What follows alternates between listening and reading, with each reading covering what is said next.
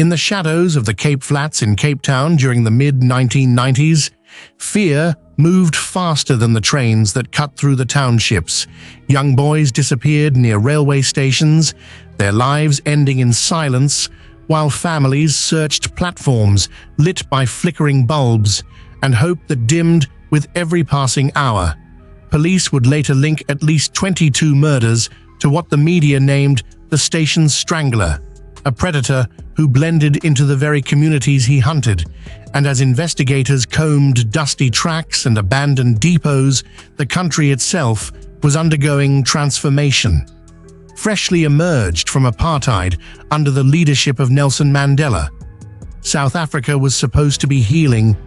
Yet in these neighborhoods, liberation felt distant, as mothers warned their sons never to walk alone. Suspicion settled over neighbors, and every whistle of an approaching train sounded like a countdown. Years passed before authorities arrested Norman Afzal Simons, a schoolteacher whose calm demeanor masked a darkness prosecutors believed matched the brutality of the crimes. His 1998 conviction on one murder and several assaults seemed to promise closure. But dramatic irony lingered, because many families felt the truth was only partially uncovered. Whispers persisted that the investigation had been rushed, evidence mishandled, and alternative suspects ignored.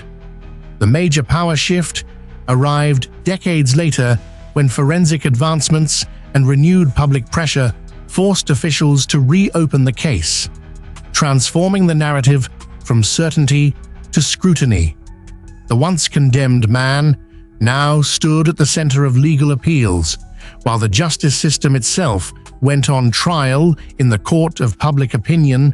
Activists argued that in a nation rebuilding its identity, the integrity of its institutions mattered as much as any verdict. Retired detectives faced hard questions about tunnel vision and coerced testimonies, and surviving relatives were pulled back into grief as headlines reignited old wounds. Yet this re-examination did not weaken justice, it strengthened it, because true accountability demands courage not only to punish, but to question. And as fresh analysis of DNA, witness statements, and investigative procedures unfolded, the balance of power shifted from assumption to evidence, from fear to transparency, culminating in a reckoning that reassured a scarred community that no badge, no courtroom, and no narrative is beyond review. In the end, justice felt served not because the past was perfect, but because the present refused to ignore its flaws, and the lasting lesson echoes beyond the railway tracks of Cape Town, that a society proves its strength not when it claims certainty, but when it dares to confront doubt, protect the vulnerable, and ensure that even decades later, truth is pursued with unwavering resolve. In the years after the original conviction of Norman Afzal Simons, the case seemed sealed in legal cement. Yet beneath the surface of Cape Town, a quiet resistance was forming. Investigative journalists, forensic analysts, and community activists began dissecting archived files, discovering inconsistencies in timelines, untested biological samples, and witness statements that appeared shaped by pressure rather than memory. The dramatic irony deepened because the very system that once promised protection had relied on procedures now considered outdated. South Africa's post-apartheid transformation under Nelson Mandela had aimed to rebuild trust in institutions, yet this case exposed how fragile that trust could be when fear overrides precision. Families of the victims were torn between two unbearable possibilities: that the convicted man might not be responsible for all the murders, or that a broader network had never been fully investigated. The major power shift accelerated when independent forensic reviews introduced advanced DNA analysis unavailable in the 1990s. Evidence once stored in deteriorating containers was re-examined under modern protocols, and legal advocates argued that if justice was to mean anything, it must withstand scientific scrutiny. Retired detectives who once commanded press conferences now sat across from oversight committees, defending investigative choices made under immense public pressure. The narrative that had once portrayed a singular monster began to fracture into a more complex picture of systemic failure. Prosecutorial certainty gave way to cautious language, and the community that had lived in terror decades earlier found itself confronting a new anxiety. What if the full truth had never been uncovered? What if the Station Strangler was not one story, but several intertwined tragedies misunderstood as one, as court filings mounted and media attention reignited? A sealed forensic report was quietly delivered to appellate judges. Insiders hinted it contained results capable of redefining the entire case, results that could either reaffirm the conviction beyond doubt or unravel it completely.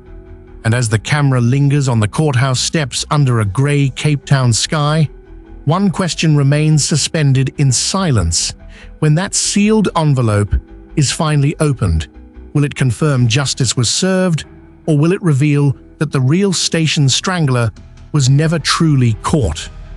The sealed forensic envelope was opened inside a silent appellate courtroom in Cape Town, and for a moment, the weight of 2 decades pressed against every breath in the room. The advanced DNA analysis did not unravel the case as some feared, nor did it blindly rubber-stamp the past. Instead, it clarified it with cold precision, confirming biological links between key crime scenes and evidence preserved from the original investigation, reinforcing the conviction of Norman Afzal Simons in ways the 1990s science never could. Yet the report also exposed investigative shortcuts, mishandled documentation, and missed opportunities that had nearly compromised the outcome. The dramatic irony was undeniable. Justice had been reached, but almost imperfectly. The very system rebuilt in the hopeful era of Nelson Mandela had succeeded, not because it was flawless, but because it allowed itself to be re-examined. The major power shift was complete. Authority no longer rested solely in badges or verdicts, but in transparency, in independent oversight, in science that answers only to data. Families of the victims stood outside the courthouse, holding faded photographs of sons who never returned from train platforms. And this time, their tears carried a different weight. Not the uncertainty of doubt, but the solemn recognition that the truth had endured scrutiny and remained standing. The court upheld the conviction, strengthened by modern evidence, formally acknowledging past procedural failures while affirming the core findings. The community that once lived in fear along the railway lines felt a long-delayed exhale ripple through its streets. Justice had not been swift, it had not been perfect, but it had been persistent, and in that persistence lay its power. The final lesson echoes far beyond the platforms and tunnels of the Cape Flats, that justice is not defined by how loudly it is declared, but by how rigorously it is tested. Because a society that dares to question its own conclusions ultimately proves that truth, though delayed, can still prevail. And in that endurance, the memory of the victims is honored not with headlines, but with accountability that withstands time. In the months following the appellate ruling in Cape Town, the Station Strangler case transformed from a courtroom battle into a national reckoning. Parliamentary committees reviewed cold case protocols. Forensic storage standards were overhauled, and oversight bodies examined how early investigative bias had nearly fractured public confidence. The name of Norman Afzal Simons remained etched in the record, his conviction reaffirmed by modern DNA science. Yet the broader story was no longer about a single perpetrator. It was about institutional evolution in a democracy still shaped by the long shadow of apartheid and the reformist vision once championed by Nelson Mandela. Dramatic irony lingered, because the same fear that once pressured investigators into rapid conclusions had ultimately forced the system to mature. Public outrage decades earlier demanded a culprit, but public vigilance, years later, demanded accuracy. That vigilance shifted power permanently toward transparency. Independent forensic review units gained authority. Community liaison boards were embedded into major investigations, and archived evidence across the Western Cape was systematically retested using contemporary methodologies.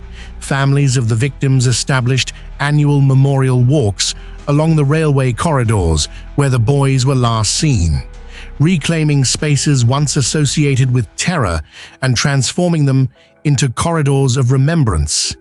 Young officers entering the police academy studied the Station Strangler file as a case study not only in serial homicide profiling, but in cognitive bias, evidentiary integrity, and the ethical burden of certainty. Justice in this final chapter was not theatrical. There were no dramatic arrests or last-minute confessions. Instead, there was something more powerful: institutional humility backed by scientific validation. The community that once whispered in fear now spoke openly about accountability, proving that the strongest justice systems are not those that claim infallibility, but those that survive scrutiny. And as trains continue to move through Cape Town's stations, carrying new generations toward their futures, the enduring life lesson stands firm. Evil thrives in silence and haste, but truth endures through patience, courage, and relentless examination. Justice was served not only in a verdict upheld, but in a nation's willingness to confront its own imperfections and emerge stronger because of it.